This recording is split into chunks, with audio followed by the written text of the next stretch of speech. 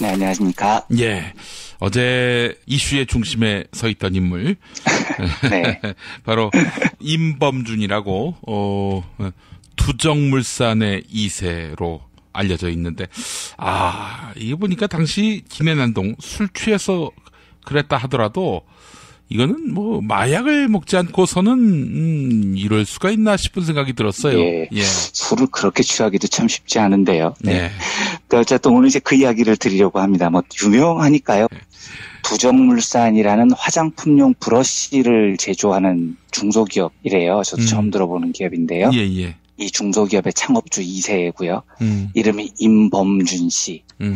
제가 뭐 이 나이가 어리다고 좀 무시하고 이런 일은 잘 없는데 이제 겨우 34살입니다. 그리고 어제 인천공항 경찰대로 출석을 했습니다. 마스크를 썼더라고요. 그래서 저는 도대체 어떻게 생긴 놈인지 얼굴을 한번 진심으로 보고 싶기도 했습니다. 근데 뭐 동영상은 너무 많이 유포가 돼서 제가 자세히 설명드릴 건 아닌데 간단히만 요약을 하면 20일에 베트남 하노이 공항에서 출발을 해서 인천공항으로 오던 대한항공 비즈니스석에서 그 옆자리에 앉은 50대 분이 대기업 임원이라고 하시더라고요. 근데 이분한테 말을 계속 걸다가 말을 안 받아주니까 얼굴을 때리고 2시간가량 난동을 부렸다는 거죠. 그래서 동영상 보면 뭐 고승줄로 묶으려던 사무장도 때리고 뭐 침도 뱉고 온 난리를 다 쳤다는 겁니다. 예. 그리고 그 기업 정보하고 후기를 공유하는 사이트 자플래닛이라는 곳이 있습니다. 근데 여기에 한 네티즌이 두정물산의 후기 글을 올렸어요. 그 내용은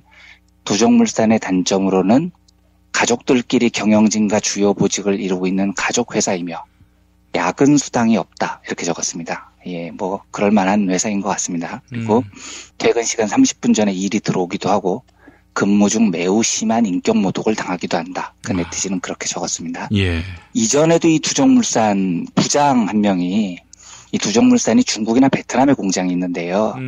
중국 공장에서 현지인을 신발로 때렸던 일이 있었어요. 그래서 참 가지가지로 이제 무리를 많이 일으키는 회사죠.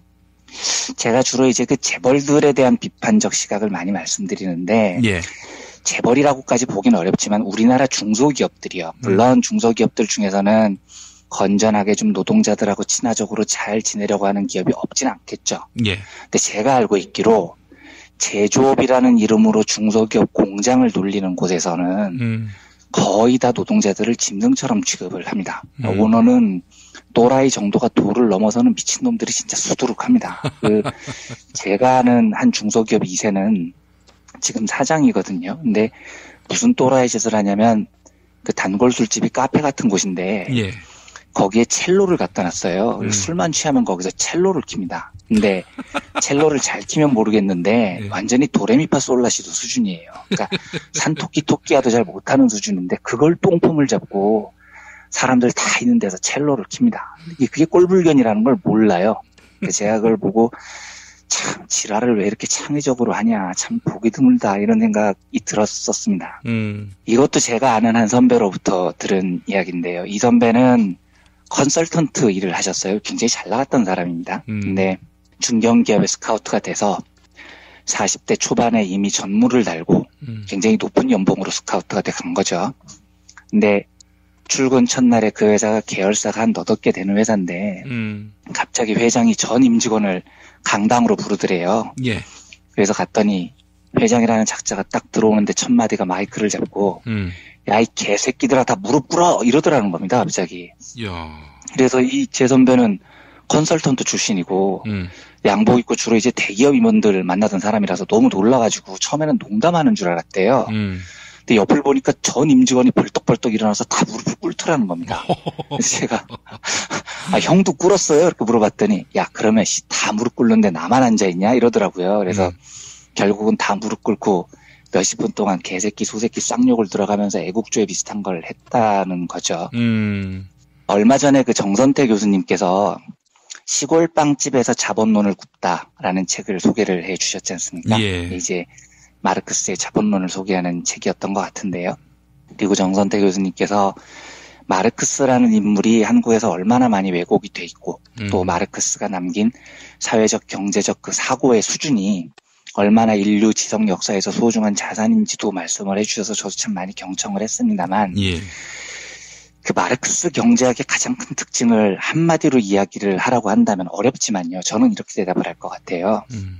자본주의가 형성된 이래 자본주의를 경제학적으로 분석을 할 때 인간이라는 존재를 마르크스처럼 철학적이고 사회학적으로 심오하게 분석을 한 바탕으로 그걸 토대로 경제학을 전개한 학자가 한 명도 없습니다. 대부분 경제학자들은 인간은 그냥 이기적이야 이렇게 전제하고 끝내버립니다. 그리고 숫자하고 경제학 모델만 남아있어요. 그런데 마르크스 경제학은 노동력, 자본 이런 개념에서 출발을 하지만 그 바탕에는 인문학을 기반으로 한 심오한 철학하고 사회학이 전제가 되어 있습니다. 그래서 마르크스 경제학하고 사상은 전체적으로 보면 정말로 놀라운 지평을 열게 됐다는 평가를 받아요. 그러니까 이 사람이 한국에서 이제 빨갱이 대부로 홀대받지 유럽에서는 뭐 이 사람이 남긴 이 넓은 사상의 지평의 의미는 정말 지대한 평가를 받는 사람인 거죠. 또 오늘은 제가 그 중에서 요 이야기를 하나만 드리고 넘어가려고 합니다. 마르크스가 인간을 어떤 존재로 보느냐, 이제 이걸 조금 어려운 말로 인간은 사회적 존재다 이렇게 이야기를 합니다. 요거 한 발짝 더 나가면 인간의 본질은 사회적 관계의 총체다라고 말을 있는데요. 그러니까 이걸 어떻게 이해하시면 좋냐면 아무도 안 사는, 아무도 존재하지 않는 황량한 정글, 벌판 이런 데서 사람이 태어나서 살아간다고 한번 생각을 해보십시오. 그러면 그 사람은 우리가 모양은 똑같아도 우리가 생각하는 그런 개념의 사람이 아닌 겁니다. 영장류 계열의 어떤 동물인 거죠. 그리고 인지 능력이라고는 뭐 먹고 싸고 생존 본능이 있고 이 정도밖에 안 되는 겁니다. 그러니까 우리가 말하는 인간이라는 존재는요. 어떤 일정한 사회에서 태어나서 사람들하고 관계를 맺으면서 그 역사적 상황에 맞게 자라나면서 의식이 형성돼야 인간으로 봐준다는 겁니다. 그러니까 제가 지금 방송을 하면서 이완배입니다 하고 주절주절 경제 뉴스를 이야기를 하니까 그러니까 제가 이완배라는 인간인 거예요. 제가 어디 히말라야나 어디 산에서 혼자 태어나가지고 거기서 평생을 살았다면 이완배가 아닌 거죠. 인간과 닮았지만 인간으로 보기 어려운 삶이 돼버리는 겁니다. 그래서 마르크스가 뭐라고 이야기를 하냐면 인간은 사회적 존재인데 인간에게는 뇌가 있고 어떤 의식이라는 사고의 존재가 사고를 할 줄 아는 존재이지 않습니까? 그러니까 사고를 하고 생각을 해서 행동의 동력이 되는 두뇌의 활동이 있단 말이죠. 그러면 이 두뇌의 활동은 뭐에서 출발하느냐? 사회적 존재라는 거에서 출발을 한다는 겁니다. 그러니까 쉽게 말씀드리면 두뇌가 더 우월하지 않다는 거예요. 이성이라는 게 더 우월한 게 아니라 사회적 존재라는 게 더 우월하다는 겁니다. 그냥 인간의 두뇌라는 건 들판에 혼자 살게 내버려두면 들판에 혼자 사는 이완배는 아무 생각을 할 이유도 없고 능력도 없는 사람이 됩니다. 하지만 이완배라는 사람이 가지고 있는 두뇌의 의식 능력은 2016년 한국 자본주의의 최하층 언론 노동자 뭐 이런 사회적 존재에 의해서 의식이 형성이 되고 발전이 된다는 거죠. 그래서 존재가 먼저야 의식이 먼저야 이렇게 물어보면 마르크스는 존재가 먼저라고 말합니다. 인간의 의식은 존재 조건에 의해서 결정이 된다는 거죠. 그래서 이 마르크스는 이 말을 이렇게 표현을 합니다. 사회적 존재가 사회적 의식을 규정한다. 이렇게요. 그러니까 사실 보통 사람들이 자기가 가지고 있는 뇌의 활동을 조금 과대평가하는 경향이 있어요. 그래서 대부분의 사람들은 당연히 의식이 존재보다도 더 중요하다고 생각을 하는 경우가 많아요. 근데 마르크스는 반대로 봅니다. 그 사람이 처한 여러 사회적 조건들이 그 사람의 의식을 훨씬 더 우선적으로 규정을 한다고 보는 거죠. 그러니까 이런 견해는 뭐 정신분석학자나 심리학자들, 그러니까 뇌의 활동을 중요시하는 사람들에게서 반대받을 것 같지만 그렇지 않습니다. 굉장히 그 위대한 정신분석학자인 에리 프롬도 이걸 동의를 해요. 그러니까 어떻게 얘기를 하냐면 경제 제도의 특성에 의해 한 개인에게 정해진 삶의 양식이 그의 전체적인 심리를 결정하는 제1차적인 요소가 된다. 이렇게 프롬이 얘기를 합니다. 그러니까 경제적 조건이 사람의 심리와 의식을 결정한다는 거죠. 프로이트도 비슷하게 지지를 합니다. 어떻게 얘기를 하냐면 마르크스주의의 강점은 역사에 대한 입장이나 이해 근원을 둔 미래에 대한 예측이 있는 것이 아니다. 그러니까 이 말은 무슨 말이냐면 마르크스는 역사가 필연적으로 자본주의가 지나가면 사회주의가 오고 사회주의가 지나가면 공산주의가 오고 이거는 예언 같은 필연이다 이렇게 얘기를 하거든요. 이제 프로이트는 그건 말도 안 되는 소리야. 그런 예언이 어떻게 실현되겠어. 그 예측은 별거 아니야.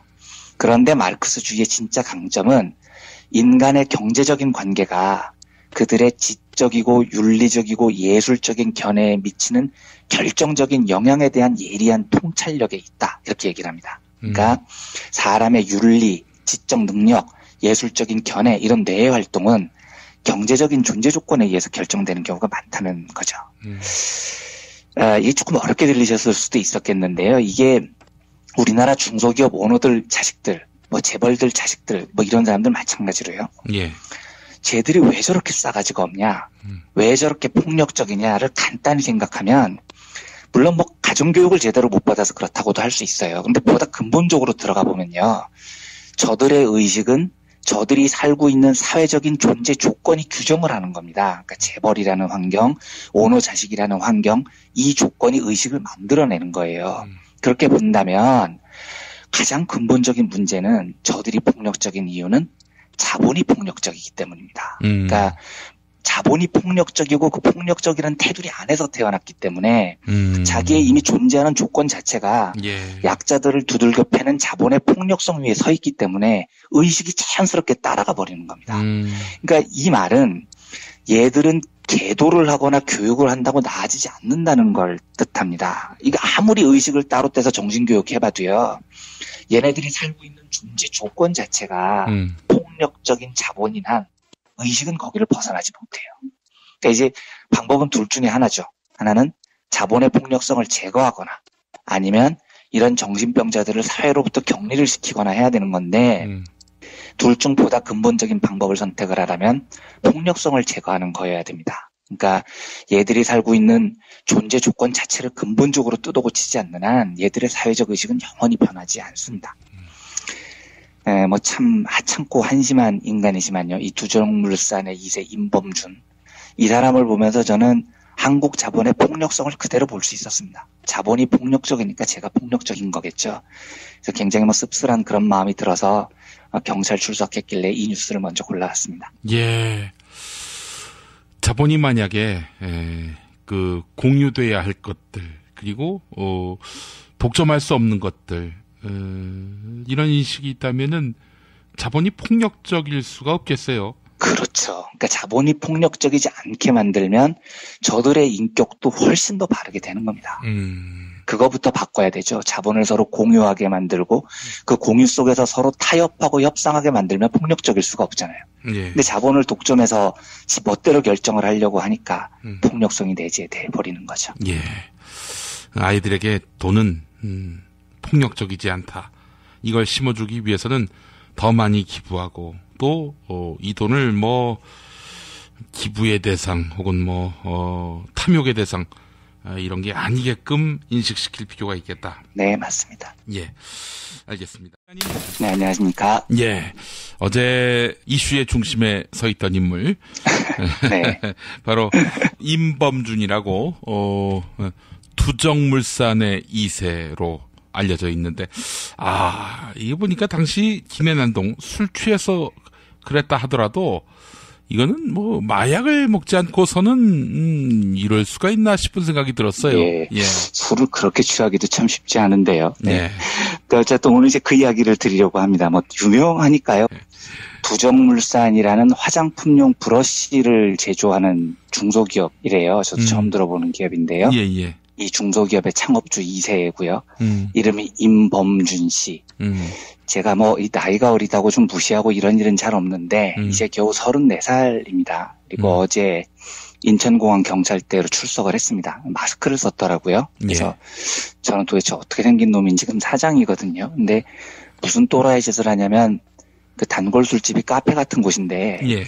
거기에 첼로를 갖다 놨어요. 술만 취하면 거기서 첼로를 킵니다. 근데 첼로를 잘 키면 모르겠는데 완전히 도레미파솔라시도 수준이에요. 그러니까 산토끼 토끼야도 잘 못하는 수준인데 그걸 똥폼을 잡고 사람들 다 있는 데서 첼로를 킵니다. 그게 꼴불견이라는 걸 몰라요. 제가 그걸 보고 참 지랄을 왜 이렇게 창의적으로 하냐, 참 보기 드물다 이런 생각이 들었었습니다.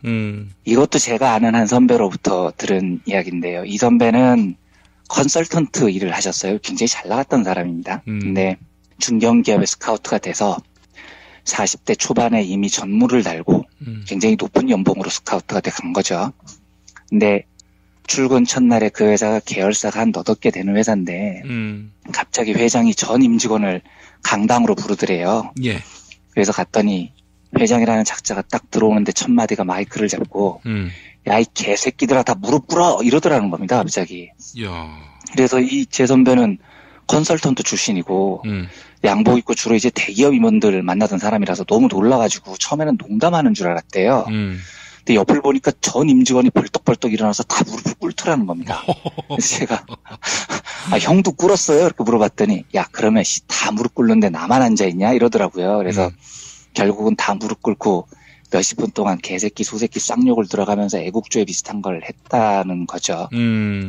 얼마 전에 그 정선태 교수님께서 시골 빵집에서 자본론을 굽다라는 책을 소개를 해 주셨지 않습니까? 예. 이제 마르크스의 자본론을 소개하는 책이었던 것 같은데요.